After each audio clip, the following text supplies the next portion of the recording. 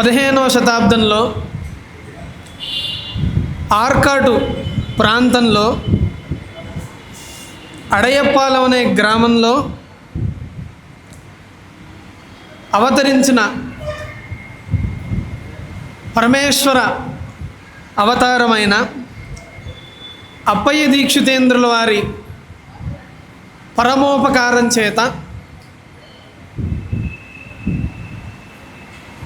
చతుర్మత సామరస్యం ఆ తర్వాత లోకంలో కలిగి శివ విష్ణు అభేదం కూడా ఆయన అనుగ్రహం వల్ల లోకంలో ప్రసరించి అందరూ కూడా ఆయన చేసిన వాంగ్మయ సేవ వలన మనందరం కూడా ఆయా దేవతా తత్వాల్ని పరిపూర్ణంగా మనం తెలుసుకోగలుగుతున్నాం. కలియుగంలో ఉన్న విశేషం ఏమిటి అంటే కలిస్సాధు కలిస్సాధు కలిస్సాధు ఏవహి అని. మిగతా యుగాల కంటే కూడా కలియుగం చాలా గొప్పది, కలియుగం చాలా గొప్పది, కలియుగం చాలా గొప్పది అని ముమ్మార్లు కలియుగాన్ని కీర్తించడం అనేది మనం గ్రంథాల్లో చూస్తూనే ఉంటాం.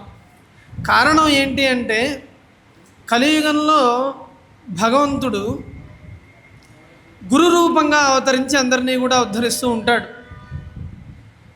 ఆ గురు రూపంలో ధరించిన అవతారమే శ్రీ శంకర భగవత్పాదాచార్యుల వారు. అదే గురు రూపంగా అవతరించిన వారు శ్రీమయ్య దప్పయ్య దీక్షితేంద్ర మహాయజ్వ. అప్పయ్య దీక్షితేంద్రుల వారు గొప్ప పండిత వంశంలో ఆహితాగ్ని వంశంలో ఆయన అవతరించారు. చిన్నప్పటి నుంచి ఆయన ఏకసంథాగ్రాహి అయి అన్ని గ్రంథాలన్నింటినీ కూడా ఆపోషణ పట్టి ఆయన కేవలం తన విద్యా పాండిత్యాన్ని తన వరకు పరిమితం చేసుకోకుండా దిగంతాల దాకా వ్యాపింపజేసిన మహాప్రాజ్ఞుడు అప్పయ్య దీక్షితేంద్రుల వారు. ఈరోజు ఇన్ని సౌకర్యాలున్నా సరే ఇప్పటి కాలంలో ఉన్న గురువులు వాళ్ళు స్వయంగా మహావిద్వాంసులు అయినప్పటికీ కూడా ఒక 50 మందికి పాఠం చెప్తే అది చాలా ఆశ్చర్యం.